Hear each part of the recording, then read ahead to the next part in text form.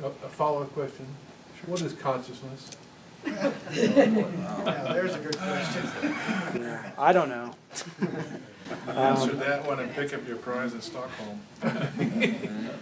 Yeah, I think it's become, you know, kind of a throwaway word that's bandied about and used in many different ways. And I recently was hearing someone describe it in two ways that I thought seemed apropos, and that's that there's the idea that consciousness is all that there is, but then our own everyday experiencing of it is self-awareness. And those two things right there are vastly different, but they're the same word. Yeah. I was curious, the presentation that we didn't get to see the rest of it, if it included Mary Rodwell, or perhaps the Archons. I'm not familiar with that name, but I'm certainly familiar with the Archons, at least in the idea of if they're the ones I'm thinking of, the Gnostic texts. Yeah. Is it? I was recently revisiting John Lash. Yeah, his ideas about the Dead Sea Scrolls and their relevance to understanding, right, the Nag Hammadi scrolls, and that's an area that I guess I first came into contact with the science fiction writer Philip K. Dick. But yeah, there's the Gnostic ideas about contact with others is very interesting.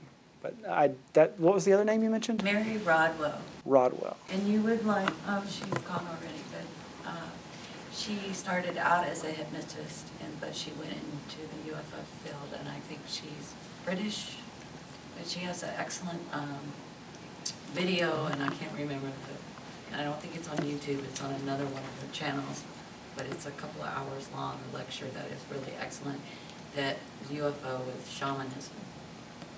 Great. I'll look into that. Thank you. Yes, Jed. I appreciate you bringing in the hallucinogen, DMT, psilocybin element. I think a lot of people discount at large, maybe not in this room, but discount that element as being sort of something that just messes you up and gets you in a different place, and it's kind of takes away plausibility. And I think it's probably more of a gateway or an opening. In the same vein, if you want an interesting experience, listen to Terence McKenna speak for more than 10 minutes. Yes. Hypnotic. He's one of the most intelligent people I've ever heard speak, and hyper articulate. And he did that stuff for years and years before he died. Ironically, I think a brain tumor, but he has some really cool spoken word stuff that's hours long. That literally you can talk about packed with information like your lecture. It was just, you can listen to it 20 times and get new stuff out of it. So done it. Still do it. Yeah. Jan, Yes, I don't know if there's anybody else who was before me, but well, there's all kinds of people, but you. I wanted to kind of follow up on the big question of what is consciousness. I think one aspect that hasn't been mentioned yet is that consciousness has an aspect of self-awareness. That is, you are aware of the fact that you yourself are somebody who seems to be aware of themselves. But I think that there's also the aspect of awareness that there are other self-aware entities around you in the universe that seem not to be you. In other words, there's that otherness aspect of it that makes consciousness appear to be universal. And it's interesting in a way that one of the aspects of the UFO phenomenon that you mentioned and that I think is probably one of its most striking properties is its interactiveness.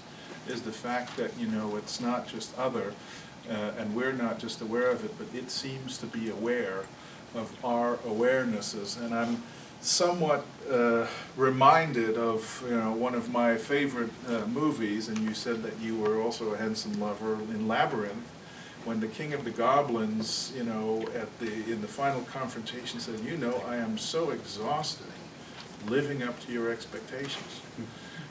So there's that aspect of interactiveness that I think somehow has to be related to all that, which is, of course, one of the things that consciousness and UFOs seem to have in common. and that is an aspect that comes up in a lot of different researchers' perspectives, that whatever this thing is, whatever these things are, that they need us, and that a lot of the theories that I was getting to suggest that they need us to live. Now, in the more mainstream. Well, yes, but even in the mainstream perspective, there's just the basic idea that they may be using us as a resource or something, that they may be, or the psychic vampire idea that they're somehow feeding off of our fears or our energies. But then there's this other idea that maybe they want us to believe in them, and that they need that in order to exist. One of the ideas behind the Greek gods, they needed people to believe in them. The Greek gods believed they needed people to believe in them in order to exist. Star Trek covered that with Apollo. You had a question too? Well, I was just going to say, after Bob Price said it from an audience member, that I would love to have part 2. Yep. Yeah, it seems like we got plenty of material for it. I don't know how many slides you've got left. I'll have to make more. Shaggy. Yeah, I was wondering about that story that you told of Robert Anton Wilson, where she's coming out to check out the rabbits, and you see like this egg-shaped UFO. Was that during Easter?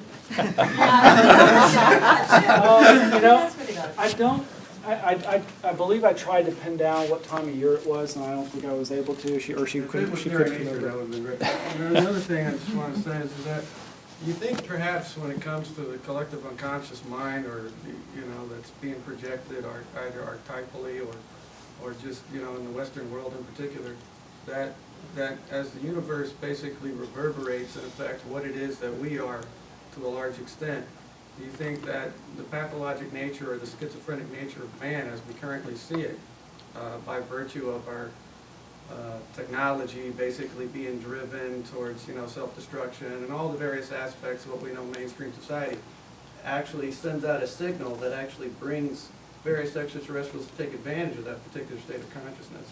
In this particular case, I'm thinking of the Greys, but you could probably make any degree of argument that maybe we're getting exactly what it is that we deserve. No, that's the mass media. That's not the Well, average yeah. person. The mass media. That's just another form of schizophrenia, It's just another way in which to basically disallow ourselves from actually achieving our true self. So, I was wondering if you could speak to that insofar as that if the civilization itself is, what it is right now, which I think we're seeing how it is basically tending towards its own oblivion, that it might very well attract those entities which can be parasitic to it. I know that people- Or maybe not. Well, yeah, perhaps there is an element of that reflective aspect.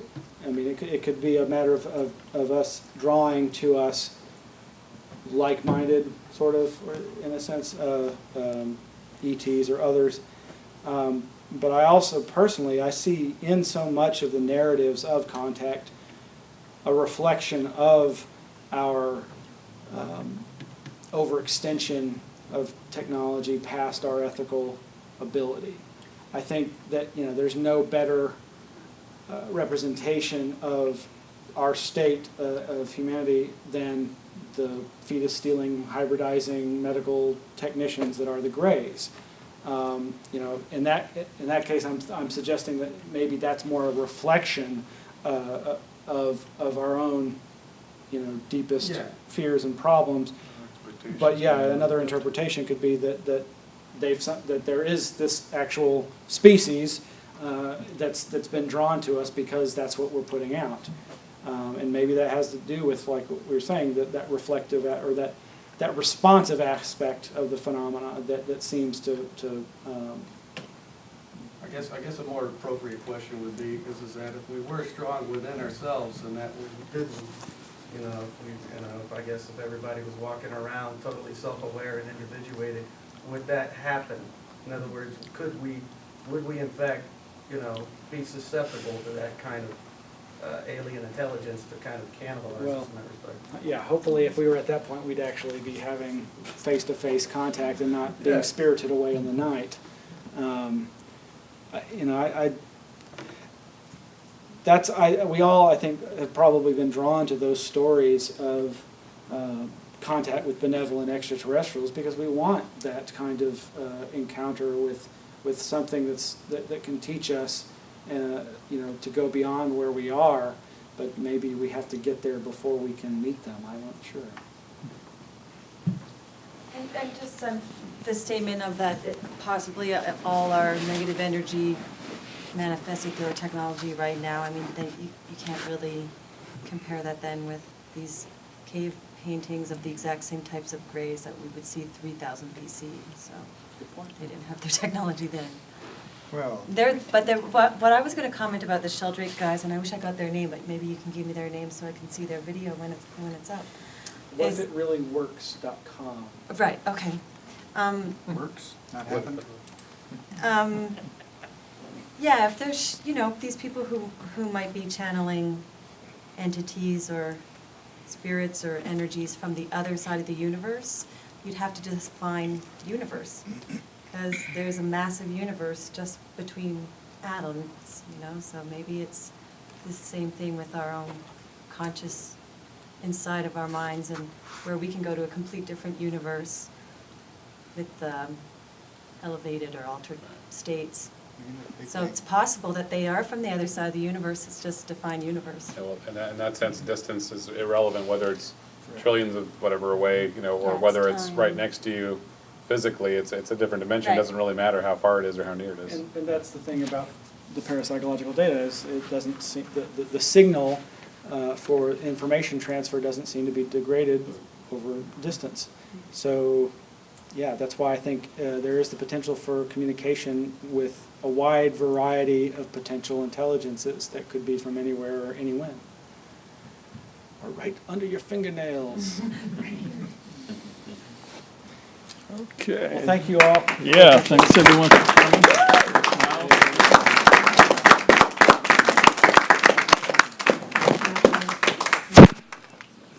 So what's your website? Which one? Where's my Anomaly start? archives.